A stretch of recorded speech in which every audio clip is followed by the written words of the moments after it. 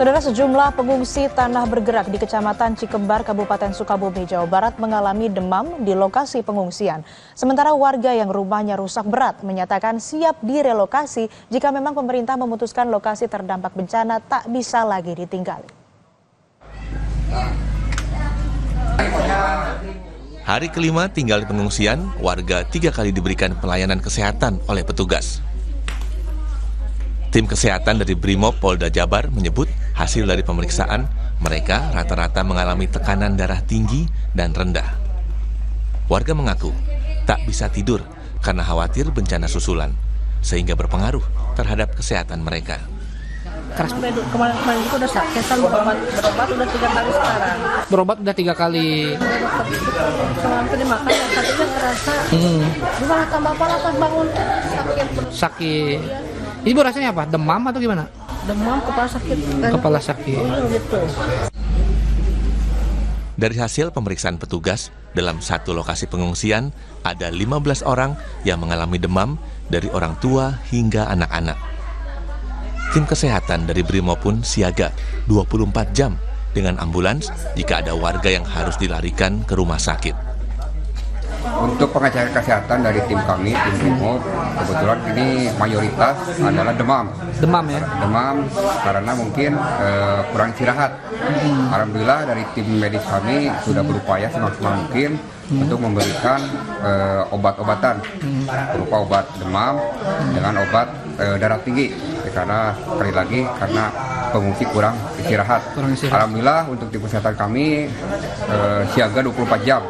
Jadi Sementara itu, berdasarkan data Kecamatan Cikembar, korban tanah bergerak di Desa Sukamaju masih ada 103 jiwa yang masih mengungsi dan sisanya sudah kembali ke rumah masing-masing. Terkait rencana relokasi, pemerintah desa sudah menyiapkan lahan seluas 2 hektar jika dibutuhkan. Namun, relokasi dilakukan jika sudah ada keputusan dari pemerintah pusat. Warga yang terdampak tanah bergerak menyatakan siap untuk direlokasi. Ya, Pak.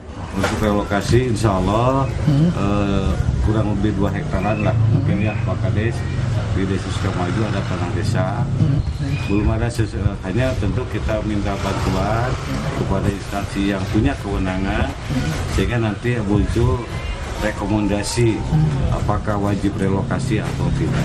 Hanya untuk edukasi kepada warga, kalau relokasi warga sudah siap, kalau memang harus relokasi. Dari data Kecamatan Cikembar, 103 jiwa dari 33 kepala keluarga yang bertahan di pengungsian, rumahnya rusak berat dan tidak layak huni, sehingga mereka kebingungan untuk pulang. Insan Maulana, Kompas TV Sukabumi, Jawa Barat. Informasi terkini terkait bencana alam tanah bergerak, longsor, dan pasca banjir bandang. Kita sudah terhubung dengan jurnalis Kompas TV, ada Insan Maulana Firdaus di sana. Selamat pagi Insan, jadi bagaimana kondisi para pengungsi di sana? Apakah sudah ada upaya pengobatan bagi yang sakit? Ya, saudara, memang hingga saat ini ada sekitar 109 orang. Ratusan orang itu masih mengungsi di lokasi pengungsian yang ditempatkan di sekolah dasar, puskesmas, dan sekolah dasar lain yang berada di dekat sini. Dan memang kemarin dari hasil pantauan tim kesehatan dari Brimob Polda Jabar, rata-rata mereka mengalami demam, dan memang waktu kemarin itu ada sekitar 15 orang yang mengalami demam, dan karena memang informasinya mereka kurang tidur. Dan memang hingga saat ini petugas pun terus memberikan pelayanan kesehatan terhadap pengungsian dan serta obat-obatan, dan mereka juga tim kesehatan standby 24 jam dengan mobil ambulannya jika memang ada pengungsi yang perlu dirujuk ke rumah sakit. Namun memang hingga saat ini belum ada, dan rata-rata mereka saat ini juga sudah beraktivitas ke aktivitasnya masing-masing, yang memang kembali bekerja, dan juga para anak-anak kembali bersekolah. Dan selain itu juga selain tim kesehatan, fasilitas dapur umum pun sudah ada dan memfasilitasi mereka untuk makan setiap harinya. Seperti itu. Lalu bagaimana dengan upaya relokasi warga di sana? Sudah ada perkembangan informasikah baik dari pemerintah daerah begitu kepada warga? Ya, memang warga di sini, terutama yang saya berada di wilayah Cikembar, pemerintah desa telah menyiapkan lahan seluas 2 hektar are untuk lokasi relokasi yang nantinya memang jika diperlukan untuk relokasi. Dan warga yang memang terdampak dengan kondisi rusak rumahnya berat dan yang saat ini berada di pengungsian pun mereka sudah siap untuk direlokasi. Namun hingga saat ini pemerintah desa dan warga juga masih menunggu keputusan dari pemerintah pusat. Apakah relokasi ini akan dilakukan atau tidak, atau mungkin hanya diperbaiki rumahnya dan warga menempati di lokasi yang sebelumnya. Dan memang hingga saat ini mereka juga masih menunggu apakah relokasi itu akan dilakukan. Namun secara kesiapan warga sudah siap untuk direlokasi dan lahan juga oleh Desa Sukamaju di sini sudah disiapkan seluas 2 hektar jika memang relokasi itu dilakukan. Seperti itu. Kemudian tentang bencana longsor, bagaimana dengan upaya lanjutan pencarian 2 korban yang masih hilang? Apa yang menjadi kendala? Apakah karena cuaca buruk? Ya, memang di kecamatan yang berbeda itu ada 2 orang yang masih dilakukan pencarian, yaitu 1 orang di Kecamatan Pabuaran dan 1 orang di Kecamatan Tegal Bulut.